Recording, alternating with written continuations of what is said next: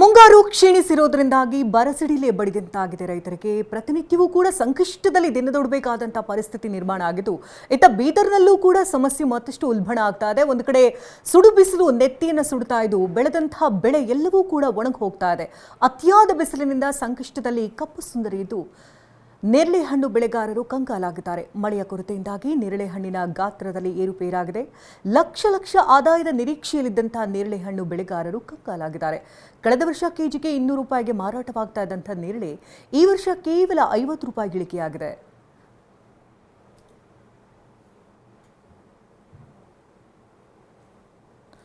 ಈ ಬಗ್ಗೆ ನಮ್ಮ ಪ್ರತಿನಿಧಿ ನೇರಳೆ ಹಣ್ಣಿನ ತೋಟದಿಂದ ವರದಿಯನ್ನು ಕೊಟ್ಟಿದ್ದಾರೆ. ಸುರೇಶ್ ನಾಯಕ್, ನೋಡೋಣ. ಬೀದರ್ ಜಿಲ್ಲೆಯಲ್ಲಿ ಮಳೆರಾಯನ ಅವಕೃಪೆಗೆ ಈಗ ರೈತ ಒಳಗಾಗಿರ್ತಕ್ಕಂಥದ್ದು. ಅದರ ಜೊತೆಗೇನು ಕೂಡ ಈಗ ಈ ನೇರಳೆ ಹಣ್ಣು ಬೆಳೆದಂಥ ರೈತರಿಗೂ ಕೂಡ ಮಳೆ ಆಗದೇ ಇರೋ ಪರಿಣಾಮವಾಗಿ ಸಾಕಷ್ಟು ನಷ್ಟನ ಅನುಭವಿಸುವಂಥ ಸ್ಥಿತಿ ಕೂಡ ನಿರ್ಮಾಣ ಆಗಿರ್ತಕ್ಕಂಥದ್ದು. ಸದ್ಯ ನಾನು ಬೀದರ್ ತಾಲೂಕಿನ ಮಣ್ಣಳ್ಳಿ ಗ್ರಾಮದಲ್ಲಿರ್ತಕ್ಕಂಥ ಒಂದು ನೇರಳೆ ತೋಟದಲ್ಲಿ ಸದ್ಯ ನಾನು ಇರ್ತಕ್ಕಂಥದ್ದು.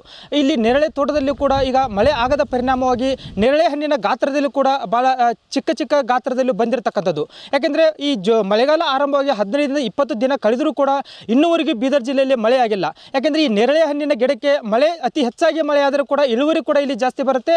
ಮತ್ತು ಜೊತೆಗೆ ಕೂಡ ಈ ಹಣ್ಣಿನ ಗಾತ್ರದಲ್ಲೂ ಕೂಡ ಜಾಸ್ತಿ ಬರುತ್ತೆ. ಈ ಹಣ್ಣಿನ ಗಾತ್ರದ ಜಾಸ್ತಿ ಬಂದರೆ ಇದನ್ನ ಯಾರು ಖರೀದಿ ಮಾಡಿರ್ತಾರೆ, ನೇರಳೆ ಹಣ್ಣಿನ ತೋಟನ ಖರೀದಿ ಮಾಡಿದಂಥ ಒಂದು ರೈತರಿಗೆ ಲಾಭನೂ ಕೂಡ ಇದರಿಂದ ಆಗುತ್ತೆ. ಅದರಲ್ಲಿ ಸುಮಾರು ಇಲ್ಲೇನು ಒಂದು 15 ಲಕ್ಷ ರೂಪಾಯಿ ಕೊಟ್ಟು ಈ ನೇರಳೆ ಹಣ್ಣಿನ ತೋಟನ ಖರೀದಿ ಮಾಡಿದಂಥ ರೈತ ಈಗ ನಷ್ಟಕ್ಕೆ ಸಿಲುಕಿರುವಂಥದ್ದು. ಯಾಕೆಂದರೆ ಮಳೆನೂ ಕೂಡ ಸಾಕಷ್ಟು ಪ್ರಮಾಣದಲ್ಲಿ ಜೂನ್ ತಿಂಗಳಲ್ಲಿ ಮಳೆ ಆಗಬೇಕಾಗಿತ್ತು. ಮಳೆ ಅಭಾವನೂ ಕೂಡ ಇಲ್ಲಿ ಸಾಕಷ್ಟು ಆಗಿರೋದ್ರಿಂದಾಗಿ ನೇರಳೆ ಬೆಳೆದಂಥ ರೈತರ ಈಗ ಸಾಕಷ್ಟು ಸಮಸ್ಯೆಯನ್ನು ಅನುಭವಿಸ್ತಿರ್ತಕ್ಕಂಥದ್ದು.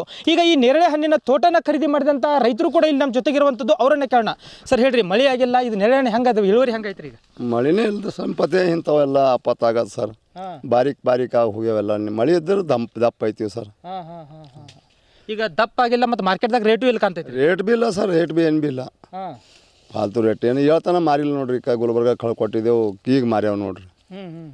ಹಗ್ಗ ಮಾರ್ಲತ್ತವ್ರಿ. ಅಂದ್ರೆ ಈಗ ನೀವು 15 ಲಕ್ಷ ಕೊಟ್ಟು ಖರೀದಿ ಮಾಡಿದಿರಿ, ಲಾಸ್ ಅಂತ ಭಾಳ ಲಾಸ್ ಆಗಿರ್ಬೇಕ್ರಿ? ತೋಲ್ ಲಾಸ್ ಅದ ಸರ್. ಒಂದು 5 ಲಕ್ಷ ಆಗಲ್ಲ ಹೊಂಟವು ಸರ್.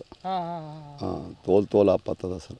ನಾವು ಮಳೆ ಆಗುತ್ತೆ, ಉತ್ತಮವಾಗಿ ಮಳೆ ಆಗುತ್ತೆ, ನೇರಳೆ ಹಣ್ಣಿನ ಇಳುವರಿ ಕೂಡ ಚೆನ್ನಾಗಿ ಬರುತ್ತೆ ಅಂತೇಳಿ ನಾವು 15 ಲಕ್ಷ ರೂಪಾಯಿ ಕೊಟ್ಟು ಇದನ್ನು ಖರೀದಿ ಮಾಡಿದ್ದೀವಿ. ಆದರೆ ಈಗ ಯಾವುದೇ ರೀತಿಯಿಂದ ಕೂಡ ಲಾಭ ನಮಗೆ ಆಗ್ತಾ ಇಲ್ಲ, ನಷ್ಟ ಆಗ್ತಿದೆ ಅಂತ ಇಲ್ಲಿ ರೈತ ಹೇಳ್ತಿರ್ತಕ್ಕಂಥದ್ದು. ಕ್ಯಾಮ್ರಾಮನ್ ಕೃಷ್ಣ ಜೊತೆ ಸುರೇಶ್ ನಾಯಕ್, TV9 ಬೀದರ್.